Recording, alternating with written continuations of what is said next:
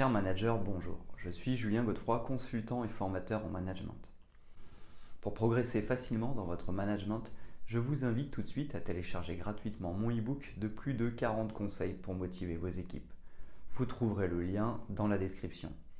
Pensez aussi à vous abonner à ma chaîne YouTube pour consulter mes dernières vidéos.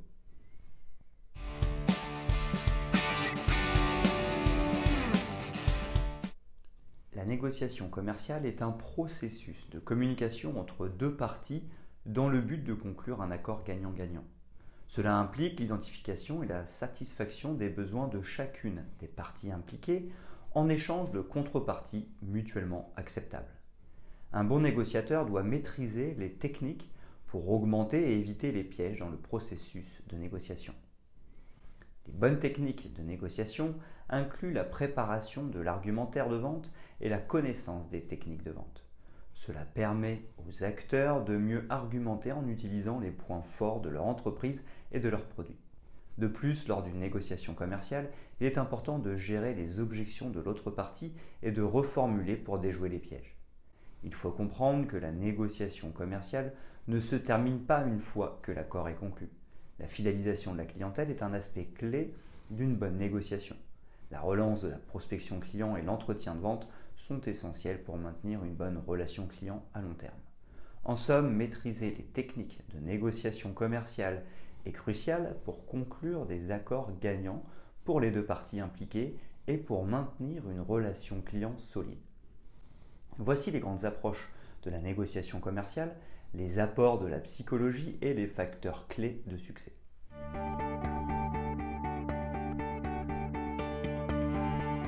Les grandes approches en négociation commerciale. Il existe différentes approches en négociation commerciale qui peuvent être utilisées pour négocier efficacement. Chaque négociateur a ses propres compétences en négociation et styles de négociation qui peuvent influencer les stratégies de négociation. Les leviers et les clés de la négociation varient selon la situation de négociation et les motivations de chaque partie. Style technico-commercial. L'une des approches les plus courantes en négociation commerciale est le style technico-commercial. Cette technique de négociation peut être par exemple utilisée dans les négociations B2B. Les négociateurs avec ce style se concentrent sur les fondamentaux de la négociation. Il s'agit de travailler sur un argumentaire factuel et des données pour soutenir sa position. De plus, il est nécessaire de réfléchir sur les concessions et les moyens de traiter les objections de l'autre partie. Le style relationnel, une autre approche populaire en négociation commerciale, est le style relationnel. Les négociateurs avec ce style cherchent à développer des relations durables avec les prospects et à mieux comprendre leurs motivations.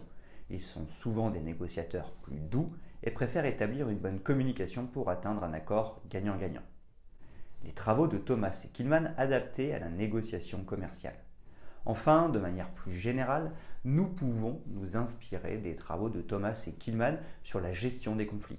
Il s'agit d'adapter ces travaux à la négociation commerciale.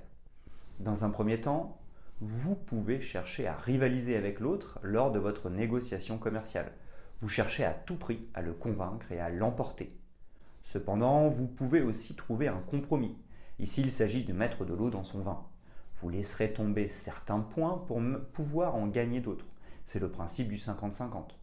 Enfin, vous pouvez aussi chercher à collaborer et à construire une solution qui convienne parfaitement à tout le monde. Vous travaillerez donc en étroite collaboration avec la personne en face de vous.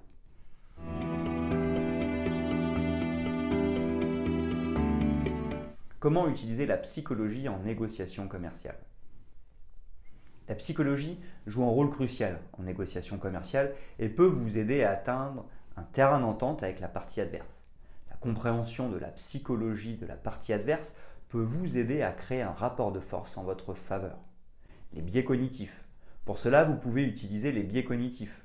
Par exemple, le biais de confirmation consiste à aller dans le sens de votre interlocuteur. Ainsi, lorsque nous recevons des informations qui vont dans le sens de ce que nous croyons, nous avons plus de chances d'être convaincus.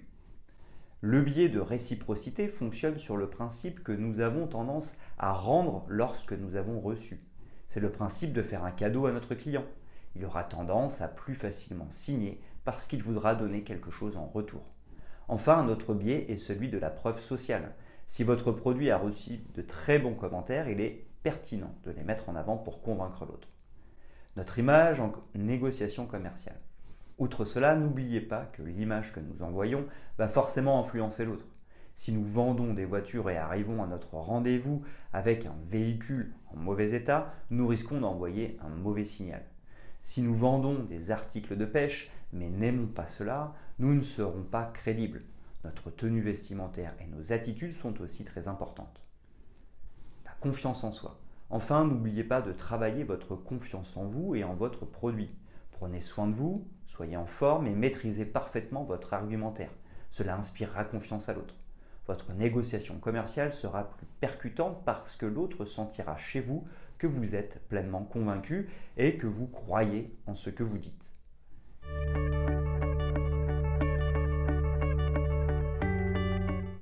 Les facteurs clés pour évaluer une négociation commerciale.